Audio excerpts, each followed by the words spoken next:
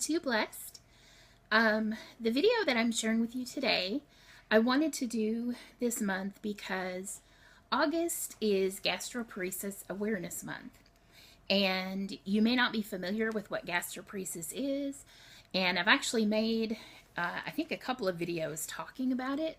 So I will link those in the description if you want to go back and look at those, get some more information. But basically, gastroparesis is a chronic illness that I have, and it basically means that your stomach is paralyzed. And so the food that you eat doesn't get digested properly.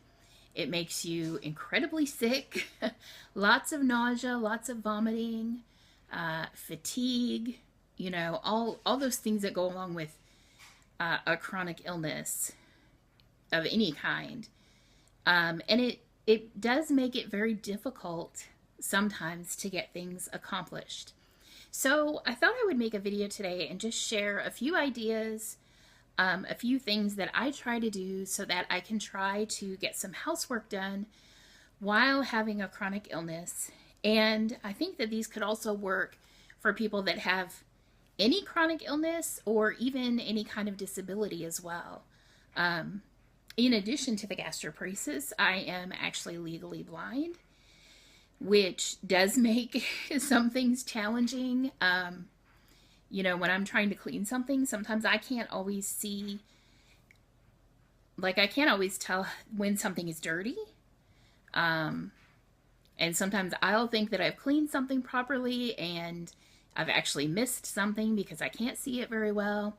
So, you know, anyone that has any kind of a disability to deal with, you know how hard it is sometimes just to get things done. And so I came up with this list of different things that I try to do that may be helpful for someone else when you're trying to get things done, especially around the house. That's kind of what I'm focusing on, is like any kind of housework, laundry, dishes, you know, all those kinds of things. It can be really hard to get those things done when you are sick, especially.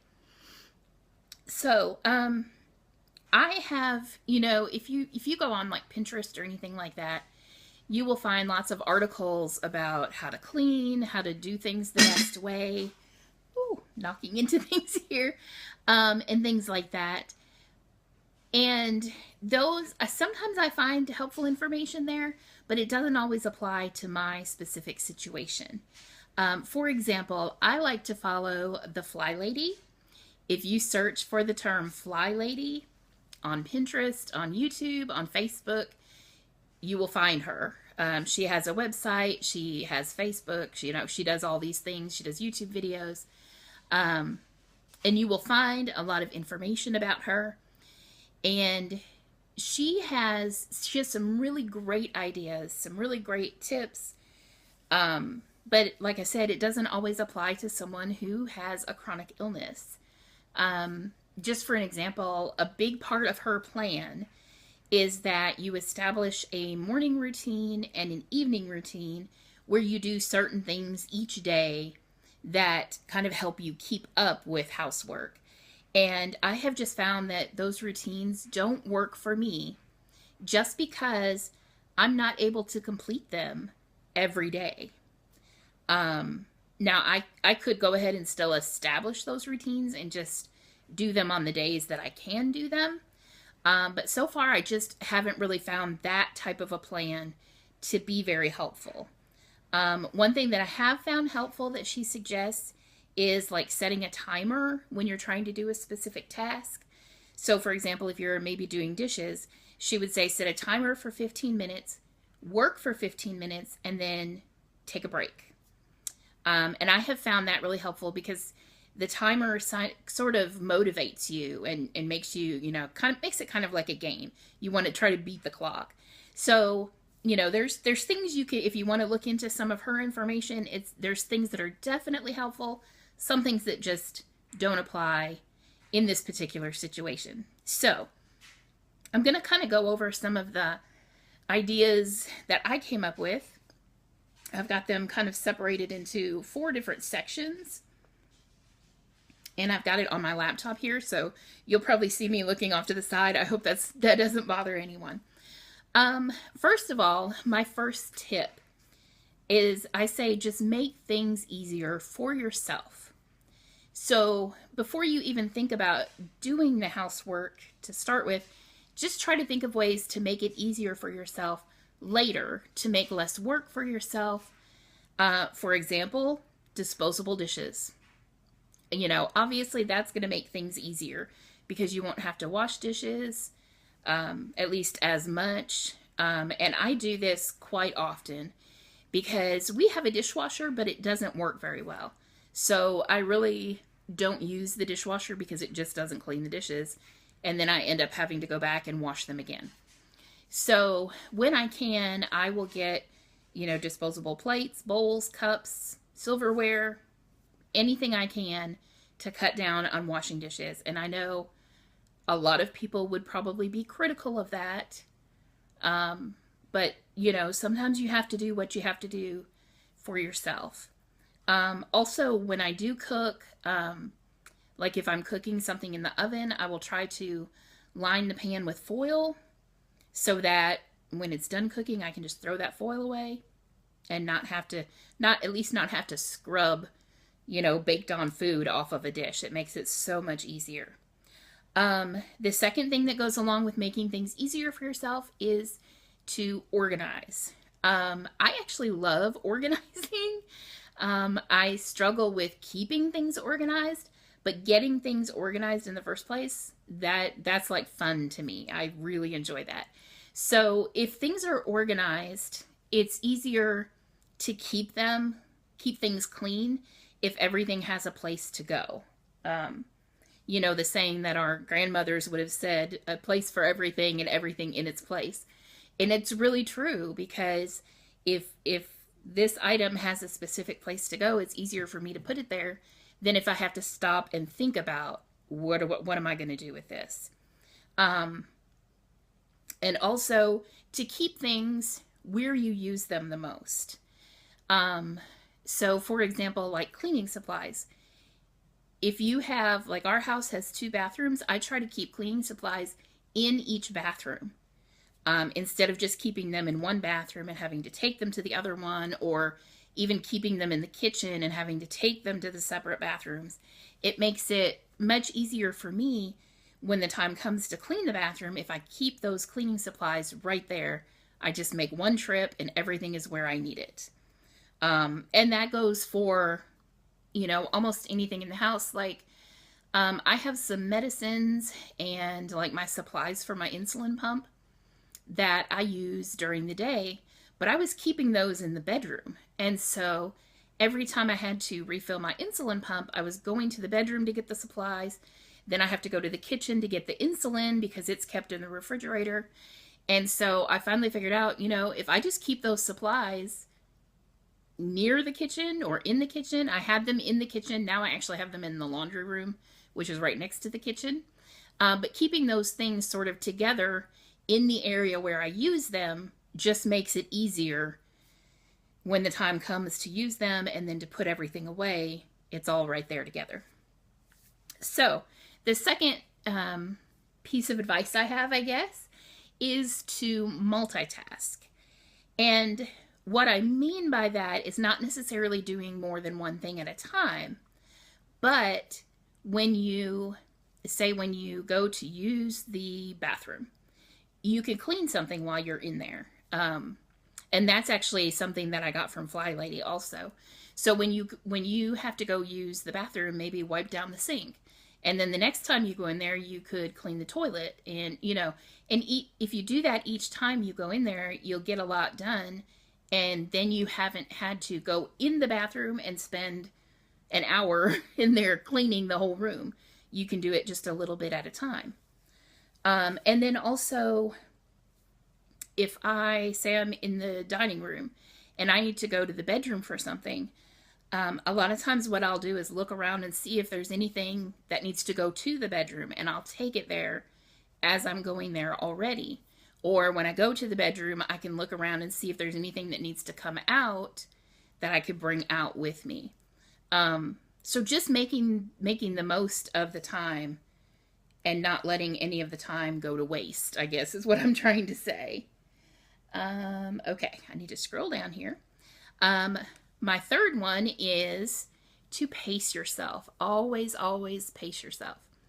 Because I find that if I'm having a good day, I will try to clean all the things all at once.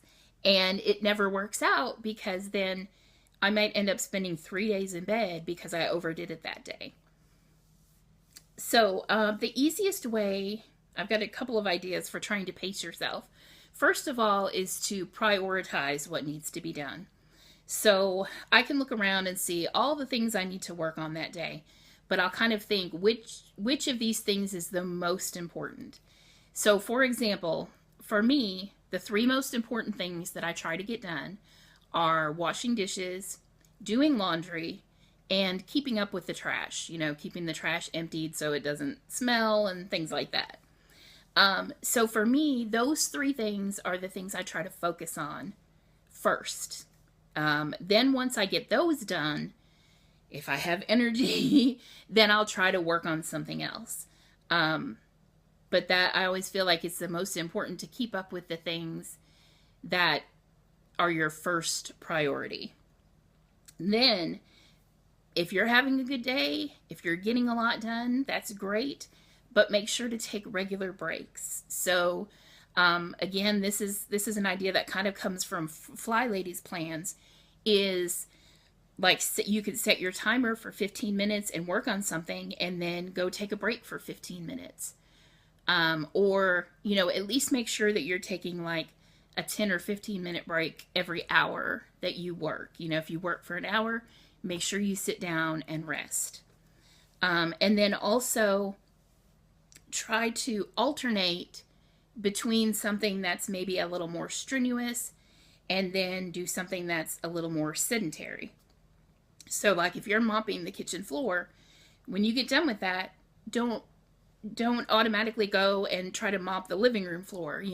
Do something else where you can sit down for a little bit and rest before you go and try to do something that's more physical. And then also, one of the thoughts I had was to try to find the time of day that is best for you. Now, sometimes there is no best time, but for me personally, most days, mornings are difficult. Usually if I'm sick, it will be when I first wake up in the morning. And then as the day progresses, I'll usually start to feel better. I find that I have the most energy usually starting about 4 or 5 in the evening is just when I seem to have the most energy and feel the best. So I try to take advantage of that. I try to do a little bit more work in the evenings because that's when I can do the most. So I have found that to be really helpful to figure out the best time of day. And then finally, I feel like a lot of people sort of get embarrassed by this, but I feel like we should take advantage of any kind of assistive devices or tools that we can use that help us. For example, I wanted to bring one to show you, but I don't actually have one right now. My last one broke. But I have one of those, what we call a grabber. It's a long handle and it has like a trigger on the end. And then on the other end, it has like a claw and you can use it to pick things up. Those are wonderful. You can use it to pick things up off the floor. You can use it to reach, high things up on a shelf. I heard somebody talking about one and they said, oh, I wouldn't use that. That's for old people. And I just think that's a silly attitude. If something is helpful and makes things easier for you, I think you need to take advantage of that. So using one of those to pick things up. What I actually have right now, which I also should have brought over to show you, is I have a broom and dustpan set where the dustpan has a handle, a long handle so you don't have to bend over. And that works great. Not only for sweeping the floors, but I actually use it to pick things up off the floor. If there's a pair of like dirty socks on the floor, I'll just take my broom and dustpan, sweep it into the dustpan, and then I can drop it in the hamper or, wherever it needs to go. And that works really great for me. I have also found it very useful because sometimes, like, you feel like you need to sweep your floor, but maybe you don't have the energy to sweep the entire floor. I can go around and just sweep up wherever I see a little dirt or something, and it just makes it feel so much better that I've done something, even if I couldn't sweep that entire floor.